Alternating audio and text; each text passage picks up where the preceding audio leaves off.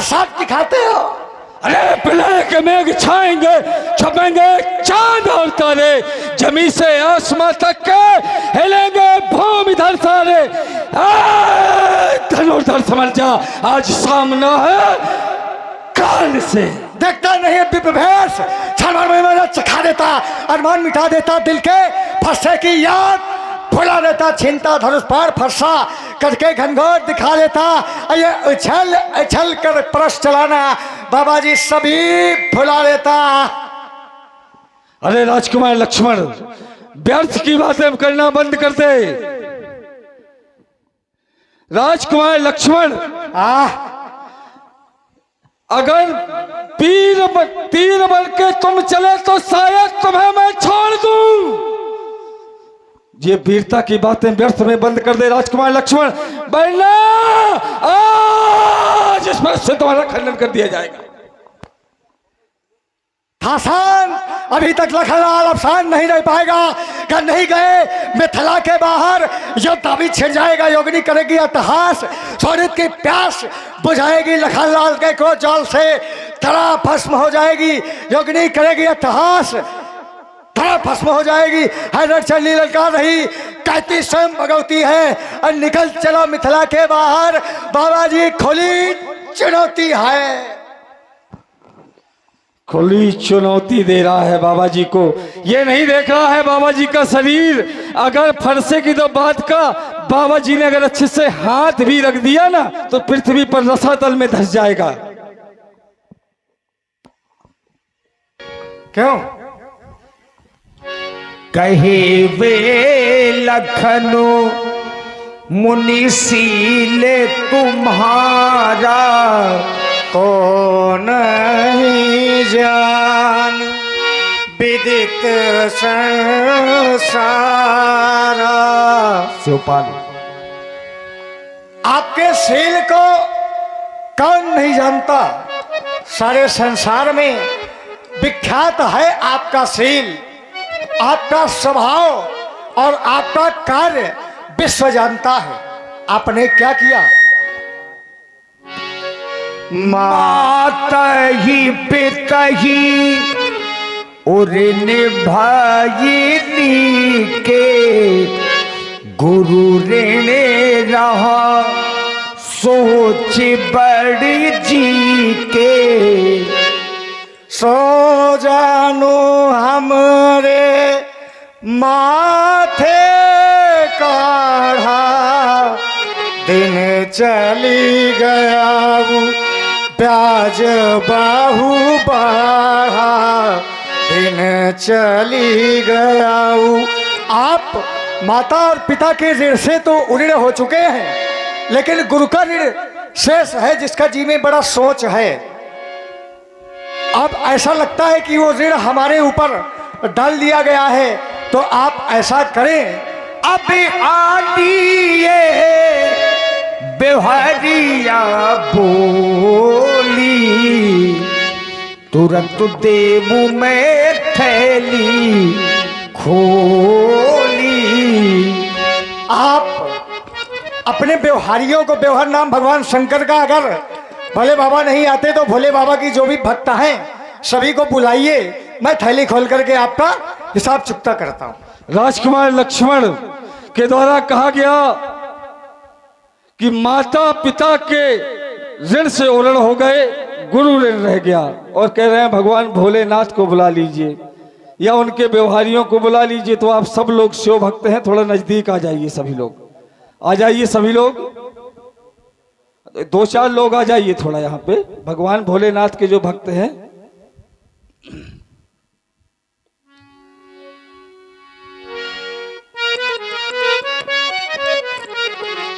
देखिए, लक्ष्मण जी ने एक आरोप लगाया, माता पिता ही उरन भय के, लेकिन गुरुजी का ऋण रह गया। यद्यपि यह सच्चाई है कि परशुराम जी ने अपनी माता का गला काटा, पुनः जीवित किया। पिताजी को सहस्त्राबाहु अर्जुन के पुत्र मार गए थे, लेकिन अपने तपबल के माध्यम से अपने पिताजी को भी पुनः जीवन दान दिया।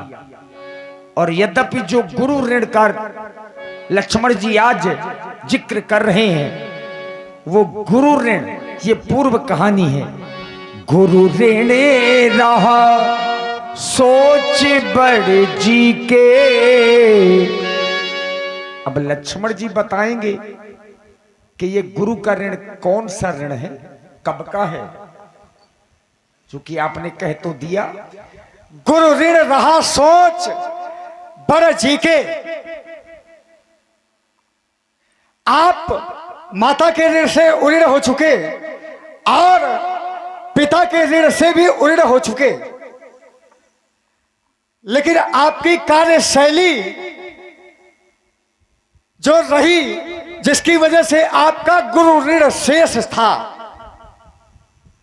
और समय के अनुसार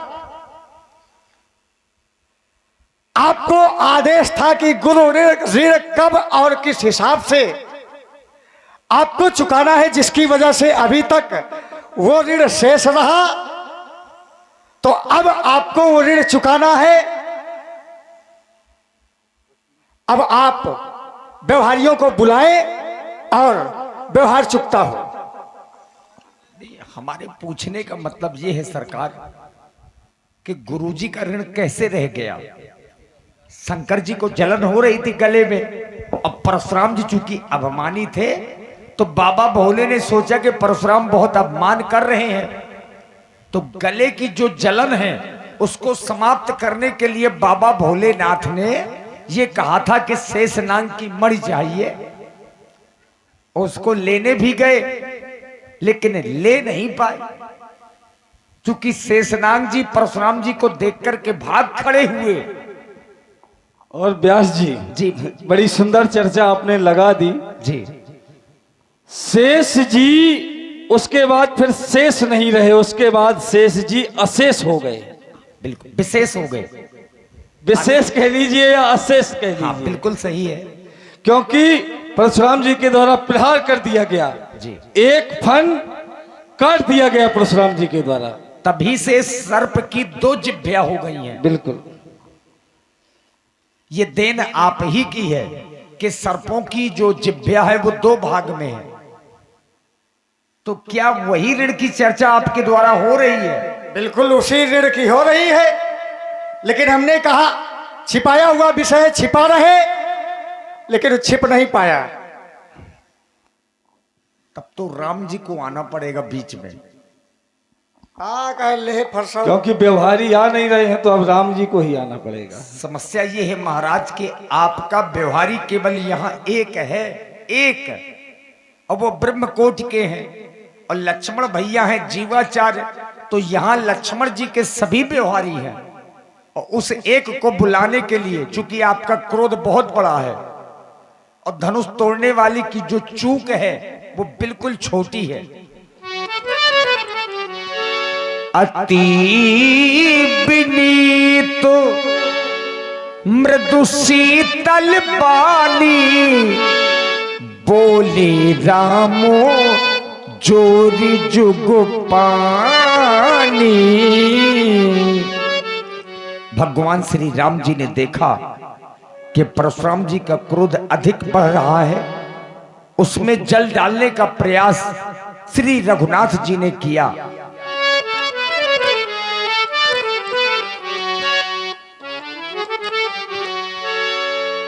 अति विनीत मृदु शीतल बानी बोले रामो जोर जोग पानी। हे नाथ, आप तो स्वभाव से ही सुजान हैं, बालक के वचनों पर ध्यान ना दें। क्यों? क्योंकि बरैया और बालक दोनों एक स्वभाव के होते हैं। साधुजन इन्हें दोष नहीं देते। ये तो बालक है, आपके प्रभाव को जान नहीं पा रहा है, इसलिए मैं तो केवल अब यही कहूंगा, मुनि नायक क्रोध क्षमा करिए,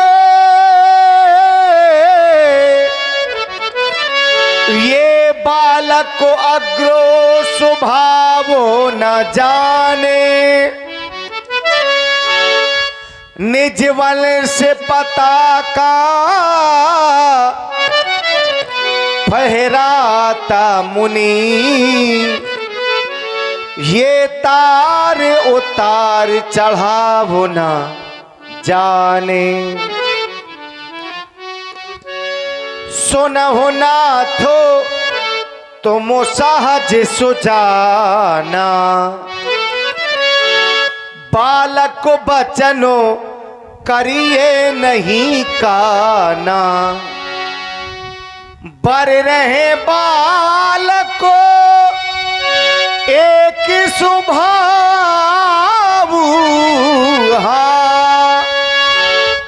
इन्हें न संतो विदु सहे काऊ।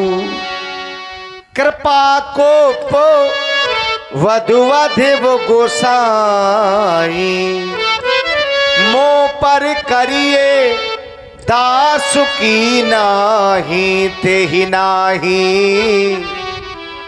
कछु काज विकारा अपराधी मैं नाथ तुम्हारा।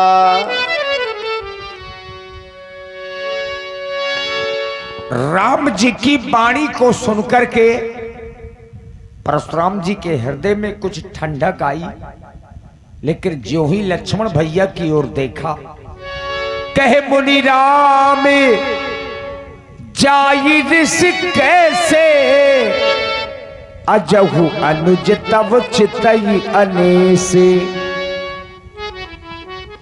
हे राम, तुम्हारी वाणी सुनकर के थोड़ा शीतलता हृदय में प्रवेश की थी, लेकिन मेरा क्रोध कैसे जाए जब मैं इसकी ओर दृष्टिपात करता हूं तो देखो देखो देखो राम, यही के कंठे कुठारी तो मैं काहे कोप कर की। राम, आज अगर मैंने इसके कंठ पर कुठार नहीं चलाया तो मेरे क्रोध करने का कारण है क्या? आज आप ये क्या करने के लिए जा रहे हैं महामुनि? आज मेरे ही सामने मेरे छोटे भाई का शीश काट रहे हैं नहीं? अरे अगर आज आप मेरे ही सामने मेरे छोटे भाई लक्ष्मण का शीश काट देंगे तो मेरे सर पर तो कलंक लग जाएगा और सभी इस संसार के लोग केवल यही कहेंगे कि ये तो वही अभागा राम है जिसने अपने ही सामने अपने छोटे भाई के प्राणों की आहुति दे डाली। महामुनि, आज मेरे लक्ष्मण का शीश न काटें। अगर आपका क्रोध शांत नहीं हो रहा तो लक्ष्मण से पहले आज आप मेरे शीश को काट करके अपने क्रोध को शांत कर ले। अपराधी मेरा भाई लक्ष्मण नहीं, आपका अपराधी तो मैं हूं, मेरे भाई का कोई अपराध नहीं। मेरे लक्ष्मण को आज आप मार रहे हैं और जब मैं वापस अयोध्या जाऊंगा सभी अयोध्यावासी पूछेंगे कि राम, तुम्हारा छोटा भाई लक्ष्मण कहाँ है? जब मैं बताऊंगा कि मेरा भाई अब इस संसार में नहीं रहा तो सभी संसार के लोग केवल यही कहेंगे कि ये तो वही